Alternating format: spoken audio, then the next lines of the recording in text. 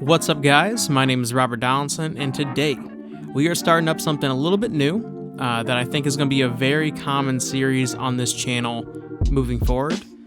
A lot of y'all may know me from my football analysis videos on here or from Twitter, where you can follow me at RobDFB.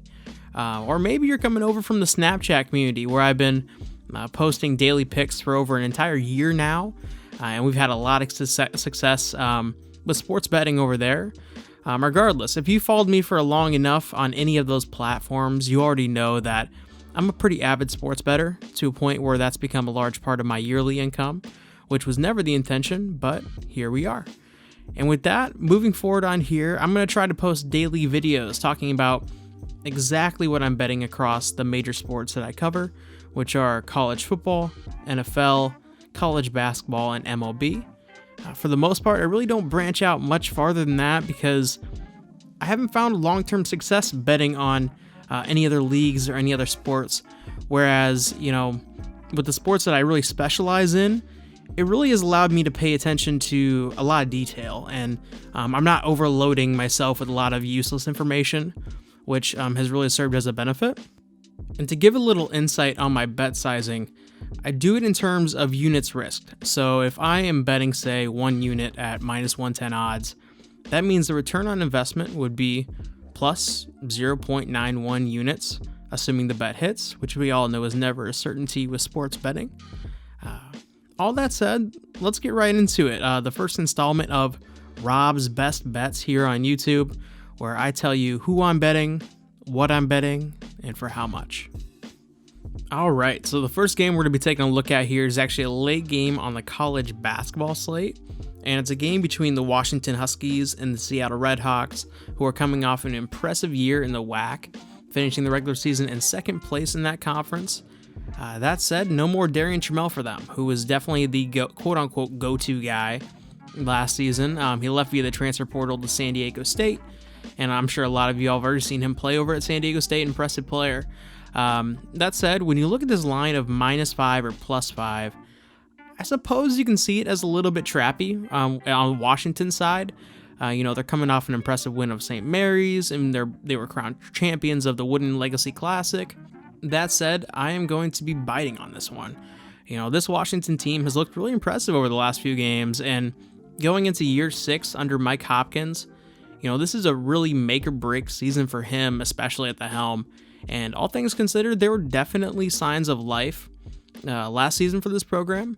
And, this isn't a play that I'm totally in love with, which is why it's being listed here first. But it's definitely a play that I see a little bit of value in to get us started here. So for the first bet off the board, we're going to take Washington, -5. And we are going to lay 2 units on this one. I really do think Washington can get it done. And even if they don't, we're not risking a lot here to get us started on the night. Okay, so bet number 2. We are actually going to be turning our heads for this one, still to the college basketball slate, but it's going to be in regards to the ACC Big Ten matchup, and it's going to be with Northwestern and Pittsburgh. So the line opening up here at -9.5 or +9.5, and Northwestern is coming off of a game against Auburn where it couldn't have been more low scoring. I mean, 43-42. It was actually, a fun game to watch, but you just don't see numbers like that anymore. So it was kind of impressive in that, right? That said, Pittsburgh, another slow start to the season, inefficient scoring, a lot of things you can poke holes in when you're looking at this Pittsburgh team. They're a team that over the years just kind of been picked apart by the transfer portal and hasn't really had a nice cohesive group to really build around. That said, I do like Pittsburgh at +9.5 in this game. When you look at Northwestern, Northwestern is averaging 65 points per game.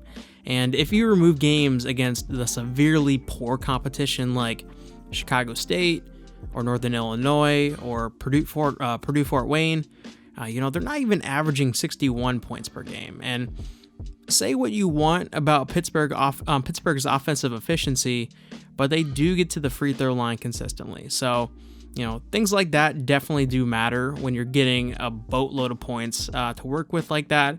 And not to mention, in the last 6 Big Ten ACC matchups, Pitt is 5-1 against the spread, and Northwestern is 1-5.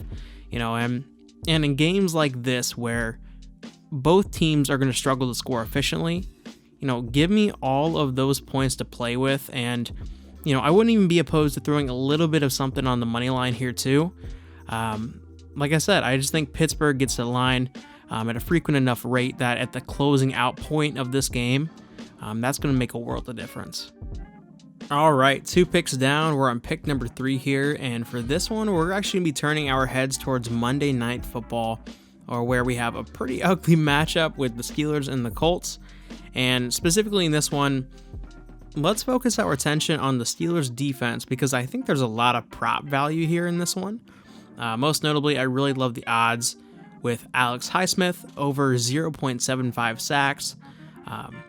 With TJ Watt coming back from injury and Cameron Hayward continuing to be his dominant self, we're going to see a lot of one-on-one matchups between Highsmith and rookie left tackle Bernhard Raimann, with pass protection being shifted towards those guys. And for Raimann, this is a very bad situation, or a disadvantageous situation, because Highsmith is quietly having a pretty dominant breakout season right now, already at 9.5 sacks in the season, and he's had 5 sacks in the last 3 games, which also corresponds with TJ Watt's return as well. He had 3 sacks last week alone. I really love the value we're getting here with plus money odds. And, Matt Ryan, despite missing 2 games, is in the top 5 in the NFL for being the most sacked QBs. So I think this is probably going to be the last time this season we are going to get, this type of value with Alex Highsmith. And I say we jump on it for 3 units here. So Monday Night Football, again, not a great matchup that has a lot of playoff implications right off the bat. But that doesn't matter. We're betting, and I think there's a lot of value with picking the guy opposite of TJ Watt in this one. All right, 3 picks down, and we are now on the 4th, and for this video at least, the final pick of the night. And we're actually going to be turning our attention back towards the college basketball slate in this one.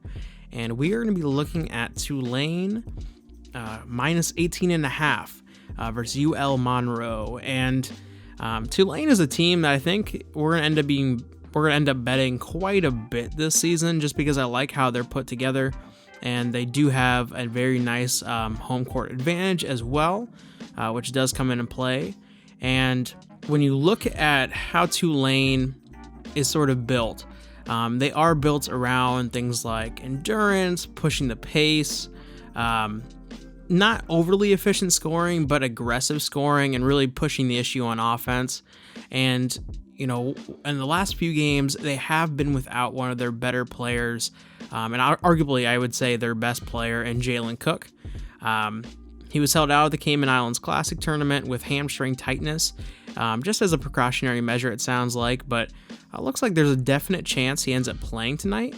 That said, I like this line with or without him in the lineup, to be honest, because when you look at UL Monroe's makeup, you're looking at a lot of transfer portal, I would say castaways, formed into a makeshift lineup with no real identity. They've had games where they've played through their bigs, and other games where they've leaned on their guards, making jump shots. Regardless, nothing has really worked for them so far this year, and they're also a group that really struggles at the free throw line, which, this is a common theme throughout this video, but that's really what's key when you're kind of dealing with these lines that include a bunch of points. And when you look at Tulane, like I said, you're looking at a well put together team who plays with a lot of physicality, finesse, endurance, and they're potentially getting back their best player.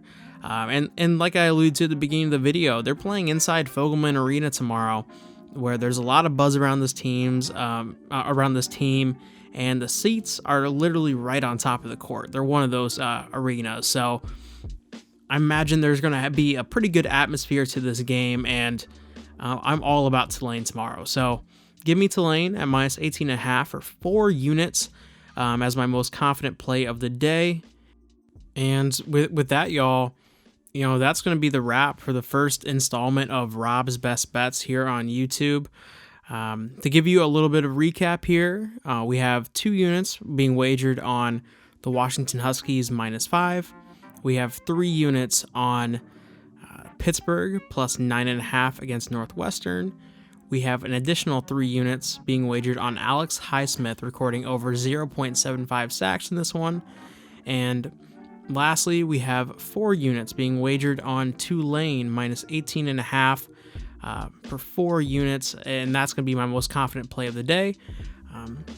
Let me know what you guys think in the comments. Do you guys like this format? What changes would you potentially make to the format in the future? And just let me know in general if you want me to continue making these types of videos here on YouTube. I'm pretty sure I can make it a pretty consistent upload, and if not, I can always make up for that in other ways there too. That said, leave a like, drop a comment, subscribe, or follow me even on Twitter at RobDFB. I always appreciate you guys, and as always, I will see you in a future video.